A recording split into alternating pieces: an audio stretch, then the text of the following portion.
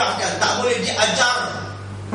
Tapi kita pelik, fahaman Wahabi boleh buka universiti di Malaysia. Di tempat saya tuan-tuan ada sebuah universiti Wahabi.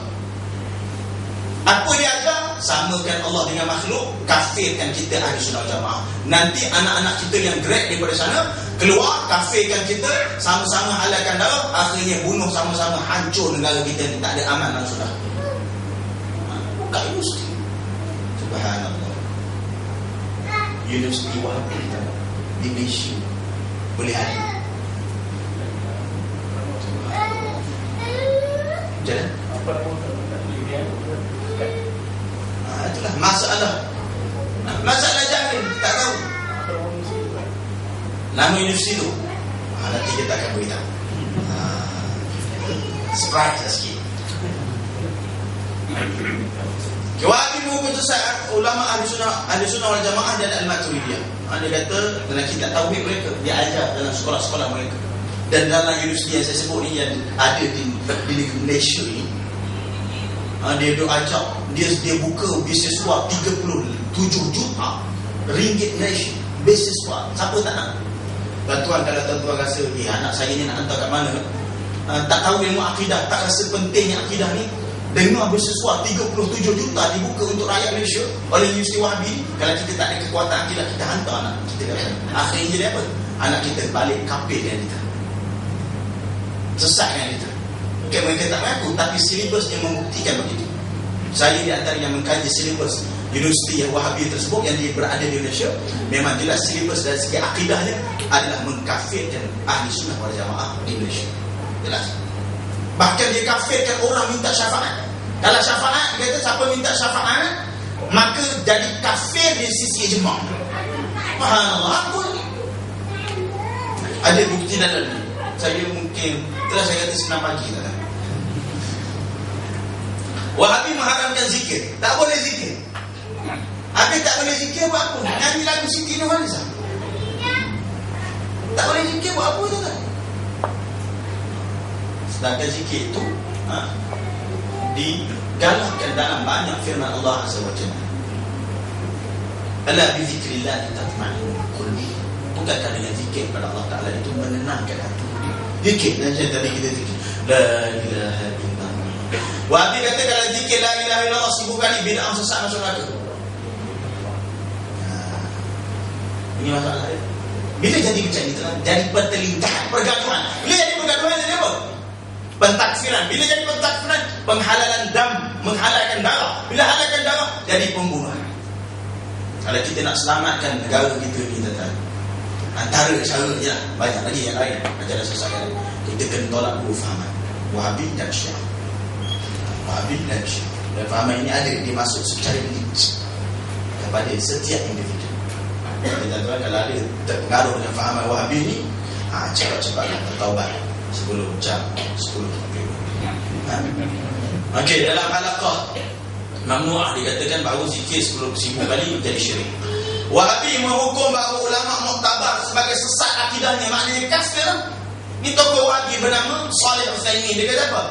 Ibnu Hajar Al-Asqalani yang mensyarahkan Sahih Bukhari, ulama ahli sunnah wal jamaah Al-Asy'ariyah, dan juga Imam Nawawi yang mensyarahkan Sahih Muslim, ulama ahli sunnah wal jamaah Al-Asy'ariyah. Katanya apa? Sesat kedua-duanya dalam segi akidah, kata Wahabi. Ini tokoh. Kalau mengkafirkan ulama ni, kita kena pada sikit. Kalau kita mungkin yang lekeh-lekeh ni, tuan-tuan, anda nak kafir dengan kita tu, bukan kita kata halal, tapi kita ni nak banding dengan ulama. Luhumul ulama'i masmum, darah daging ulama itu beracun. Kalau kita hina ulama, kafirkan ulama macam Wahabi buat sekarang, ini adalah satu racun kepada Islam. Ini masalah faham. Kemudian fahaman Wahabi juga mendakwa bahawa kalau berdoa menghadap ke kubur Nabi SAW jadi kafir, syirik, keluar dari Islam. Sedangkan Raja Saudi sendiri, Raja Abdullah Malik ni, Malik Abdullah, berdoa menghadap ke kubur Nabi, kubur Abu Bakar, kubur Umar, Sayyidina Umar radhiyallahu anhu. Ini masalah. Fahaman Wahabi ini cepat mengkafirkan. Kita katakan zaman sahabat Nabi, orang sayang kepada Rasulullah, cinta kepada Rasulullah. Bahkan mereka bila melakukan kesalahan, mereka meminta keampunan daripada Allah Ta'ala di kubur Nabi. Dia haruskan dilakukan oleh para sahabat. Seorang Arab Badui terkenal dengan syiarnya yang masih tertera di kubur Nabi SAW itu. Dia minta keampunan daripada Allah Ta'ala di kubur Nabi. Ada satu syair yang cukup cantik memuji Rasulullah SAW yang berbunyi, Ya khaira man dufinat bil-turbati a'zumuhu faqaba min tibihinna al-qa' wal-akamu nafsi al-fida'u lil-qabrin anta ya Rasulullah sakinuhu fihi al-'afafu wa fihi al-jud wal-karamu أنت الشفيع الذي ترجى شفاعته عند الصراط إذا ما زلت القدم وصاحباك فلا ننساهما أبدا منا السلام عليكم ما جرى القلم.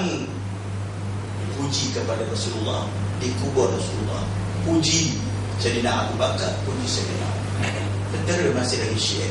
Kita puji Rasulullah, Wahabi kata syirik, bid'ah sesat. Ini dah akhir sekali kena pada batang hidung mereka sendiri.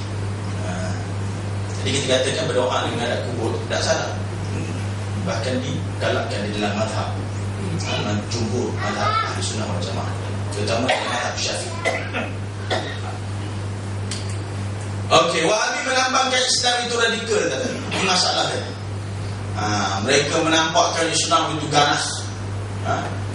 Bahkan ulama telah menyifatkan bahawa fahaman Wahabi ini mengganas dan menampakkan Islam itu satu agama yang jumud. Subhanallah. Fahaman Wahabi juga tuan-tuan membunuh ulama Islam. Ulama Islam antaranya itu Mufti Dagestan, Ahli Sunnah wal Jamaah, seorang tokoh ilmu Ahli Sunnah wal Jamaah yang bernama Syekh Nizar Al-Halabi, mati dibunuh oleh orang Wahabi. Dibunuh, ditembak dekat-dekat macam ni tuan-tuan, depan-depan macam ni. Syekh Nizar Al-Halabi yang mati dibunuh tuan-tuan. Kenapa tembak dekat-dekat? Kerana benci pada Syekh. Bila ditangkap pembunuh itu yang di kalangan Wahabi, ditanya kepada mereka, ni pokok ni, ditanya, kenapa kamu bunuh Syekh Ahli Sunnah wal Jamaah tu? Dia kata sebab Syekh tu buat selawat Nabi, sebab Syekh tu mengajar sifat 20, sebab Syekh tu Ahli Sunnah wal Jamaah. Subhanallah. Ini dia fahaman Wahabi yang mengkafir dan menghalalkan darah ulama-ulama Islam. Ini realiti. Syekh Nizar Al-Halabi Al-Syahid mati dibunuh oleh mereka yang berfahaman Wahabi. Pelik, mereka tak bunuh Yahudi, dia bunuh ulama-ulama Islam. Ini sejarah dia tadi. Banyak kita nak cerita pasal fahaman Wahabi sebenarnya. Yang penting ratusan ulama telah mengarang kitab menolak fahaman Wahabi ini, dan banyak diedarkan dan dikeluarkan oleh beberapa jabatan agama. Dan kita boleh rujuk, saya lihat lebih kurang ribuan ulama Islam yang menolak fahaman Wahabi mengarang kitab dan menolaknya. Dan juga fahaman Wahabi ini mengedarkan hukum mereka secara percuma. Tuan-tuan kena berhati-hati. Kalau dapat buku daripada orang yang tidak dikenali, orang berfahaman Wahabi, ambil buku tu, bagi pada saya. Jangan kita baca, jangan kita i'tiqad, kecuali kalau kita nak kaji, kalau kita ada basic agama yang kuat. Jadi tuan-tuan, itu sedikit tentang fahaman Wahabi. Dan fahaman Wahabi ini tadi kita sebut ada 3 masalah. Pertama sekali, menyamakan Allah Ta'ala dengan makhluk, tashbih. Itu realiti yang pertama, tashbih. Dia baru fahaman yang menyamakan Allah dengan makhluk. Dia kata apa? Allah ada kaki, sebelah kaki Allah masuk api neraka. Macam mana kaki Allah boleh masuk api neraka? Subhanallah. Dia fahaman Wahabi. Dia kata Allah bersifat kaki, sebelah kaki Allah tu masuk dalam api neraka. Dia fahaman Wahabi yang sungsang, tashbih. Kemudian mereka kata bahawa Allah Ta'ala ini duduk bersila, lendek, ataupun duduk di atas arash. Ini menyamakan Allah dengan makhluk. Dalam ayat banyak summa stawa alal arsh, ar-rahmanu alal arsh istawa, maknanya bukan duduk. Tidak makna duduk, maknanya menguasai, ataupun kita sebutkan sahaja perkataan itu dan serahkan maknanya kepada Allah Ta'ala. Kita sebut istawa cukup, dan bukan bertempat maknanya. Kerana Sayyidina Ali karamallahu wajhah menyebut, Inna Allah khalaqal arsha izharan liqudratihi wa lam yattakhidhu makanan lidhatih. Allah Ta'ala menjadikan arash ini tujuannya untuk apa? Untuk menunjukkan kekuasaan Allah. Kerana arash ini makhluk yang paling besar sekali. Itu tujuan Allah Ta'ala menjadikan arash. Arash ni apa dia? Arash ni adalah berbentuk seperti katil. Dia ada 4 qawaim, 4 tiang. Paling besar, makhluk Allah Ta'ala yang paling besar adalah arash. Dalam arash yang besar itu Allah Ta'ala berkudrah menciptanya dan menjaganya dan menguasainya. Maka yang kedai-kedai macam kita lagilah Allah Ta'ala boleh menguasai kita. Itu maknanya. Jadi Allah Ta'ala menjadikan arash itu tujuannya menguasai arash, untuk menunjukkan kekuasaan dia. Dan kata Imam Sayyidina Ali, walam yattakhidhu makanan li zatin, bukan untuk mengambil tempat bagi zatnya, bukan untuk mengambil tempat bagi Allah Ta'ala. Allah Ta'ala ini wujud tanpa tempat. Fahaman Wahabi dia kata Allah Ta'ala bertempat.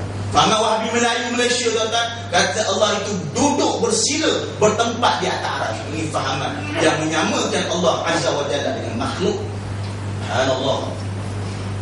Tak pernah pun dalam Quran sebut macam itu. Dalam hadis pun tak ada yang sahih kata Allah Ta'ala itu. Tidak ada pun kata Allah Ta'ala itu bertempat duduk di atas arash. Tidak ada. Quran hadis yang sahih tak sebut. Mereka bawa akidah yang baru, akidah musyabbihah yang menyamakan Allah dengan makhluk. Itu masalah Wahabi pertama. Tasbih. Keduanya, takfir, mengkafirkan ulama dan umat Islam tanpa hak. Dikafirkan ulama ini, ulama itu. Imam Ibn Arabi dihukum kafir. Imam Nawawi tadi hukum sesat akidah. Kafir lah mana? Imam Ibn Hajar Al-Asqalani dihukum sesat akidah. Dan Imam Hujjatul Islam Ghazali dihukum sesat. Itu masalah dia menghukum sesat ulama-ulama Islam, bahkan menghukum kafir. Ulama Islam juga boleh faham awal. Ini masalah. Yang ketiga tuan-tuan, yang terakhir adalah fahaman Wahabi ini, mereka mentabdikkan takfir. Pertamanya tashbih, keduanya takfir, ketiganya tabdik bighairi haq, menghukum bid'ah amalan umat Islam yang ada dalil tanpa hak. Mereka hukum tanpa kebenaran. Contohnya apa? Zikir beramai-ramai lepas solat kita buat tadi, dia hukum bid'ah sesat. Begitu juga qunut sesat. Tarawih 20 rakaat di sisi Wahabi sesat. Berdoa ramai-ramai, buat majlis tahlil sesat, masuk neraka. Apa lagi kalau sebut saja semua sesat. Talqin dihukum sesat, baca Quran dikubur sesat. Sambut maulid Nabi SAW yang diharuskan oleh ulama sejarah ijma' sukuti, antaranya yang disebut oleh Imam As-Suyuti dalam kitab Husnul Maqsid fi Amal Maulid. Ianya diharuskan oleh ulama, dihukum sesat oleh fahaman Wahabi. Bahkan fahaman Wahabi tuan-tuan yang menguasai sebahagian institusi agama, menjadi mufti di kalangan mereka. Dia hina sambut maulid ni. Dia kata apa? Dia kata sambut maulid ni macam happy birthday to you. Kita sambut hari jadi untuk anak-anak kita. Subhanallah. Ini menghina sambutan maulid. Kita kata memang sambutan maulid ni Nabi SAW tak pernah buat secara zat yang kita mengatakan sekarang. Tapi yang tertera di dalam amalan maulid itu apa? Selawat, kan? Tazkirah, ilmu, bagi orang makan, bagi orang minum. Apa salah daripada amalan maulid itu? Tidak ada salah. Kecuali lah kalau kamu buat sambutan maulid, kita buat sambutan maulid, buat tarian dandut, itu bosan. Ini tarian dandut, konsep itu, konsep ini akademi apa? Akademi Fantasia Siap. Orang malah kita sebut Fantasia Siap. Dia tak kata pun bid'ah ke apa. Kita buat Yasin marhaban maulid ni bid'ah pula dia. Ini masalah. Sedangkan tidak bid'ah. Sambut maulid SAW. Dalam hadis Sahih Muslim, Rasulullah ditanya kenapa disunatkan puasa pada hari Isnin. Rasulullah menjawab, "Dzakal yaum wulidtu fihi." Hari Isnin aku dilahirkan. Hari kelahiran Rasulullah dia jadikan ibadah. Maknanya pun nak sambutnya dengan cara yang dia halalkan oleh syarak, yang dinamakan bid'ah hasanah itu adalah diharuskan di dalam Islam. Tetapi bid'ah kita tak cerita lagi, bid'ah hasanah, bid'ah sayyi'ah dan sebagainya. Ringkasannya tuan-tuan, pegangan kita dalam akidah Ahlussunnah wal Jamaah yang mu'tadil ini, ulama-ulama pondok kita yang mengajar sifat 20 cuma tambahkan dengan menguasainya dengan dalil dan hujah, serta sama-sama kita berjuang. Tuan-tuan jangan harap saya, tuan-tuan. Jangan harap orang lain, saya tak hebat. Jangan harap ulama-ulama Ahlussunnah wal Jamaah sahaja yang memperjuangkan akidah ini. Kita kena sama-sama memperjuangkan akidah Ahlussunnah wal Jamaah dan menolak dua ajaran yang sonsang ini. Pertama sekali ajaran Wahabi, keduanya ajaran Syiah. Syiah itu dah difatwakan sesat, tinggal penguasaannya saja, kuat kuasanya saja. Yang Wahabi ini masalah, dia memecah belahkan umat Islam. Saya pelik majlis fatwa kebangsaan telah pun memutuskan fahaman Wahabi ini adalah fahaman yang mengganggu gugat perpaduan umat Islam, tapi masih lagi ada kumpulan-kumpulan ini.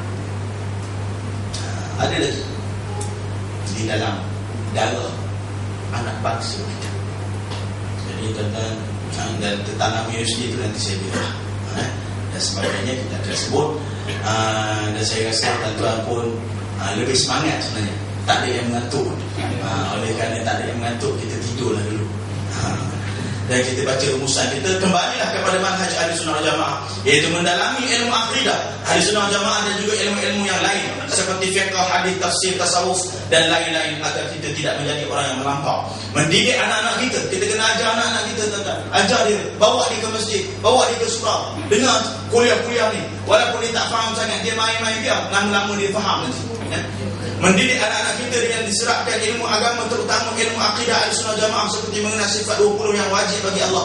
Ini semua agar dapat melahirkan generasi-generasi yang sihat dan berwawasan, bukan generasi yang ekstrim dan melampau. Agar tindakan kita sentiasa sealuran dengan syarak, mengetahui isu semasa dalam masyarakat kita dan juga luar. Kita tahu isu semasa ni, dan juga benda-benda yang berkaitan dengan masalah-masalah agama yang berkaitan dengan Islam. Ini dapat mengelakkan kita dari terperangkap dengan aliran-aliran yang bercanggah dengan kesederhanaan Islam, seperti liberal, sekular, fahaman Wahabi, Syiah, Mu'tazilah, Hizbut Tahrir dan lain-lain. Jadi berpeganglah kita dalam fahaman Ahlussunnah wal Jamaah ini. Dan saya rasa setakat itu saja. Dan jika ada apa-apa soalan tuan-tuan, tuan-tuan boleh berjumpa dengan saya ataupun meneruskan SMS. Saya akan jawab insya-Allah sekiranya berkesempatan. Kita jawab sedikit 3 soalan di sini. Pertamanya yang terakhirlah, Assalamualaikum Ustaz, siapa yang patut bertanggungjawab untuk menghalang fahaman ini tersebar negara kita, kerana anak-anak muda terdedah dengan fahaman ini. Yang bertanggungjawab adalah kita semua. Tuan-tuan, yang bertanggungjawab adalah kita semua. Rasulullah SAW bersabda, kullukum ra'in wa kullukum mas'ulun an ra'iyati. Setiap seorang di antara kamu adalah pemimpin. Semuanya akan disoal oleh Allah Ta'ala tentang kepimpinan. Kita semua akan ditanya. Jadi kita kena berjaya, kita kena dalami ilmu ni, kita ajar pada anak kita, kita didik dia mengikut fahaman Ahlussunnah wal Jamaah. InsyaAllah mungkin di Mancung ni kita buka kelas ataupun pusat-pusat pengajian yang lebih mendetailkan tentang pengajian Ahlussunnah wal Jamaah yang sebenar, supaya kita tidak terdedah dengan ajaran-ajaran yang sungsang. Itu caranya. Kedua, dan seterusnya, tambah soalan. Banyak panjang soalan ini. Ada 3 soalan. Yang pertama, siapakah Al-Bani yang selalu dijadikan rujukan Ustaz-Ustaz Wahabi? Okey, banyak soalan. Ringkasannya adalah Al-Bani ini adalah seorang yang tidak belajar hadis secara berguru daripada ulama Ahlussunnah wal Jamaah yang sebenar. Dia belajar baca buku itu je. Kemudian diajar dan dihukum hadis itu sahih dhaif. Sebab itu dalam hadis yang dihukum dhaif, kemudian kita lihat kitab lain dia kata hadis itu sahih pula. Hadis yang sama jadi sahih. Mula-mula dhaif betul sahih. Mula sahih dhaif pula. Pening kepala kita tak. Dia pun pening juga. Apa beza Wahabi dan Salafi daripada akidah macam sama je. Wahabi dan Salafi, sebenarnya fahaman Wahabi ini bukan salaf. Fahaman Wahabi dia bukan fahaman salaf. Ulama salaf adalah ulama Ahlussunnah wal Jamaah. Cuma Wahabi ni dia bertopeng dengan pakaian Salafi. Seperti Syiah, dia bertopengkan dengan pakaian Ahlul Bait. Dia tertipu. Dia tipu kita dengan nama Ahlul Bait kalau Syiah. Dia kan mengaku kami Ahlul Bait. Tapi kalau Wahabi ni dia mengaku sebagai Salafi. Sebenarnya Syiah itu bukan Ahlul Bait, begitu juga Wahabi bukan Salafi. Mereka adalah golongan musyabbihah takfiriyah, golongan yang mengkafirkan umat Islam. Dan terakhir sekali tuan-tuan, Ustaz, apa hukum orang Islam bekerja di kedai-kedai yang menjual arak seperti di Giant, 7-Eleven dan sebagainya? Sebut nama, bagus. Hukumnya adalah syubhah, tuan-tuan. Tak boleh kita bekerja di satu tempat kedai yang menjual arak yang secara jelas menjual arak tu. Jadi kalau kita bekerja di situ, kita tukar kerja tempat lain. Orang getah pun kaya juga sekarang. Dan kelapa sawit pun dah mahal. Dan banyak soalan lain saya tak sempat nak jawab tuan-tuan. Saya rasa setakat itu saja pada malam yang berbahagia ini. InsyaAllah kita ada beberapa program subuh esok. Di mana Ustaz? Surah Madah. Nak ke Madah betul. Surah Madah Surah Madah tuan-tuan, insya-Allah kita akan jelaskan lebih detail lagi. Saya akan jelaskan tentang bid'ah dan sebagainya dan masukkan sedikit tentang penjelasan ini dan menjawab beberapa soalan yang lain insya-Allah demi kebaikan ahli sunnah wal jamaah dan kebaikan kita bersama.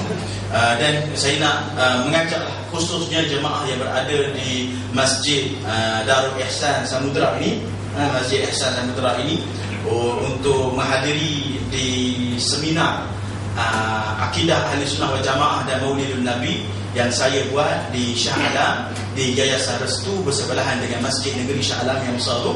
Kita buat di Yayasan Restu, kita buat seminar 1 hari daripada 9 pagi sehingga 5 petang, seminar Ahli Sunnah wal Jamaah dan juga Maulid Nabi. Kita panggil ulama daripada keturunan Nabi SAW sendiri, iaitu Mufti Australia yang bernama Syekh Dr. Salim Alwan Al-Husaini, iaitu tuan guru saya.